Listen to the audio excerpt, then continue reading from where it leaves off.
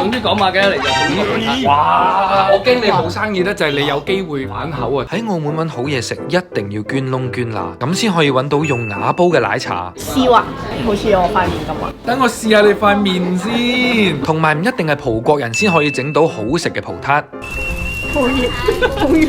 好酥脆，個蛋嘅甜味好好食，有啲似石燉蛋。係啊，我都想講。仲有肯同你玩到底嘅老闆。我哋將啲 menu 啲嘢黐晒嚟，辣鹽脆脆芝士雞包。我可唔可以加埋個葡撻喺入面㗎？發明下呢個新菜式。包係特別訂製嘅豬軟包，豬軟包。豬軟真係咩？嗱，我哋煎雞咧都有講究嘅啦，皮咧會煎得比較脆少少嘅，底肉嗰度 juicy 少少。喂，辣魚雞翼好 match 喎。我哋餐品未有啊，呢個又可以加落去啦。呢個就係特製嘅你要求嘅。喂，佢似酥皮湯喎，全澳門文哥係最肯玩嘅一間餐廳。菠蘿包同埋個扒都係甜嘅，中間夾多咗一層蛋醬喺入面嘅感覺咯。加咗個葡撻反而有少少清新。馬雞嚟嗰個菠蘿豬肉包個葡撻就加落去送俾佢食啦。